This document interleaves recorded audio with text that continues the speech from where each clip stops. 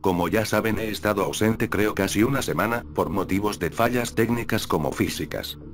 No tuve internet, un camión pasó y se llevó el cable, por accidente, y bueno, ya me restauraron, y físico, bueno aún siga algo mal, por lo que me estoy recuperando y lo que demoraría en sanar mis daños, por mi enfermedad, pero al menos el médico ya no me dijo regresa, está pronosticado que entre agosto o septiembre ya debo estar mucho pero mucho mejor, como para hacer mi vida como debería hacer siempre, pero como lo dice esto demora en sanar.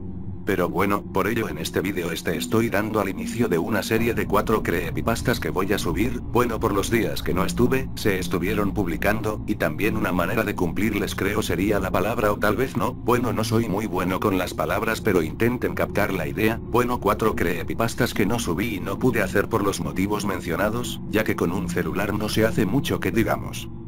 Blood Shadow 0337 les da el paso a escuchar la primera creepy.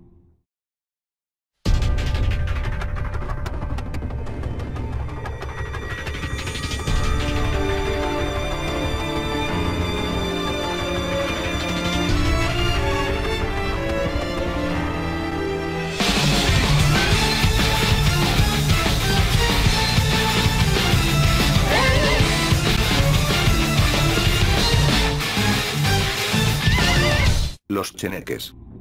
Esta historia le ocurrió a mi padre hace más de 40 años, cuando solo él era un niño. Yo soy de una ciudad de Tuxtepec en el norte de Oaxaca. Cuenta mi padre que antes de convertirse en una gran urbe, Tuxtepec era una zona de platanares al igual que San Bartolo, un poblado vecino separado solamente por el río Papaloapan. Cierto día mi abuela le encargó llevarle el almuerzo a mi abuelo que estaba trabajando en las plataneras de San Bartolo cargando camiones de plátano para llevarlos a vender al mercado, pero para llegar a la ribera del río tenía que cruzar una platanera cuyo camino serpenteaba y cruzaba el terreno donde actualmente es una secundaria técnica. Él llevaba un morral con guisado, carne y algunas tortillas. Muy tranquilo fue caminando por la platanera, llegando a medio camino notó que los árboles se movían. Lo curioso es que no hacía nada de viento, el sol había sido tapado por una gran nube cuando tan solo 15 minutos antes estaba a todo lo que daba. Él siguió sin detenerse, de pronto escuchó unas risas de niño que venían de entre los árboles. Mi padre pensó que eran unos de sus amigos, ya que varios de ellos vivían cerca de esa platanera.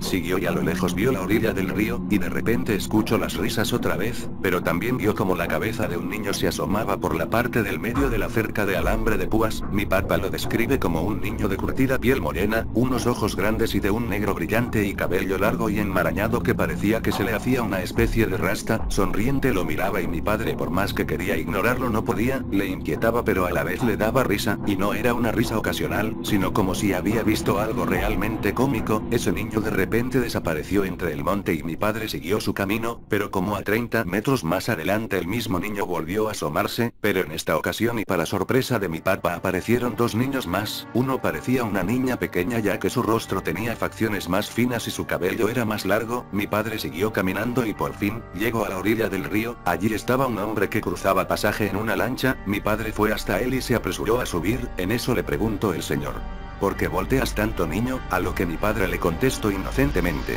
estoy esperando a esos niños que venían conmigo, de seguro van a bañarse al río o a pescar. El señor le preguntó cómo eran esos niños. De pronto mi padre los señaló diciendo: mire, allí están en ese banco de arena. Pero el señor no vio a nadie, y se produjo un silencio espectral, y tan rápido como pudo desamarró la lancha y se alejó de la orilla. Mi padre lo notó muy nervioso, a lo que le preguntó que por qué no subió a esos niños, a lo que el lanchero le dijo: esos no son niños, son los chaneques.